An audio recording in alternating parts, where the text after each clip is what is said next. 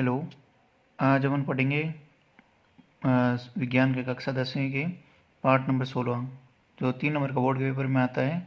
इसमें दे रखा प्राकृतिक संसाधनों का संपोषित प्रबंधन। प्राकृतिक संसाधन यानी कि हमें जो प्रकृति से हमें प्राप्त होते हैं, पेड़ पौधे हैं या जीव जंतु या जो कुछ भी पानी है, वो सारे उनका संपोषित प्रबंधन है, उनका मैनेजमेंट कैसे करना है, ठीक है, उनके रख रखाव या व्यवस्था कैसे करनी है। और सबसे पहले एक टॉपिक दे रहा है गंगा का प्रदूषण। गंगा का प्रदूषण में कौन सा हो गया, उनमें सरकार के द्वारा कौन सा प्रोग्राम चलाया गया। नमामि गंगे एक प्रोग्राम है जो जून 2014 में चला है, जिसमें प्रदूषण, गंगा में प्रदूषण उसको रोकना और गंगा का कायाकल्प करना। फिर आया कि पर्यावरण को बचाने हेतु हमें कौन कौन सा दे रखा है, 5R का कॉन्सेप्ट दे रखा है। रिफ्यूज़ यानी मना करना, कि हमें जैसे प्लास्टिक का यूज़ नहीं करना चाहिए। रिड्यूस यानी कम यूज़ करना चाहिए। रीयूज़ यानी बार पर यूज।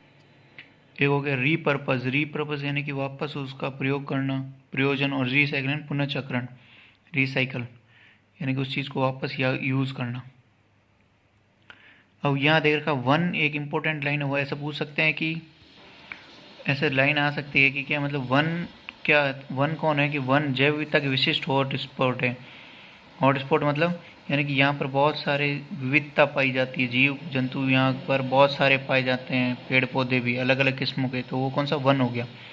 फिर एक और देर का अमृता देवी विश्नोई राष्ट्रीय पुरस्कार, ये किससे संबंधित है, वन संरक्षण हेतु ये पुरस्कार भारत सरकार के द्वारा दिया जाता है। जो खेजड़ली अमृता देवी जी कौन थे, तो खेजड़ली जोधपुर गाँव था, वहाँ पर 1731 में इन्होंने 363 औरतों के साथ में अपने प्राणों की आहुति दे दी थी, क्योंकि वो पेड़ को बचा रहे थे, पेड़ों से चिपक गए थे। ऐसा एक आंदोलन उसके बाद में 1971 में हुआ था। कहाँ हुआ था, चिपको आंदोलन के नाम से, उत्तराखंड के रैनी गांव में, ठीक है। अब जल संरक्षण है तो उसके लिए कौन सा हो गया, कुल्ह। एक कुल्ह दे रखा है। कुल्ह क्या है, हिमाचल प्रदेश में नहर सिंचाई की स्थानीय प्रणाली है, यानी कि नहरें छोटी छोटी नाली के रूप में पानी ऊपर पहाड़ों से ज़मीन तक लेके आने के लिए उन्होंने वो कुल्ह बोलते हैं उसको, जैसे अपने नहर बोलते हैं तो उसको वहाँ पर स्थानीय नाम है कुल्ह।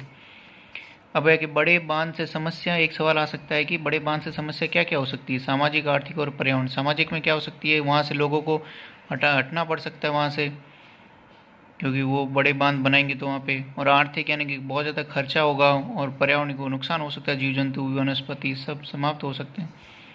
अभी एक और सवाल पूछते हैं, वाटरमैन ऑफ इंडिया किसको बोला जाता है, डॉक्टर राजेंद्र सिंह को, ये अपने राजस्थान के ही है।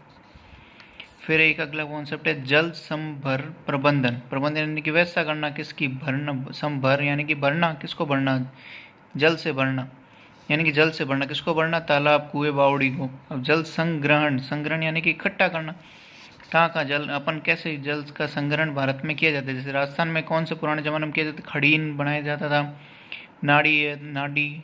फिर महाराष्ट्र में बंदारस और ताल है, MP UP में बंदिश है, बिहार में देखो बिहार आहार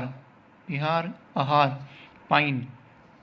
ऐसे सवाल पूछ सकते हैं आहार क्या है, तो आहार क्या है, जल, बिहार में स्थानीय जल संग्रहण की प्रणाली है।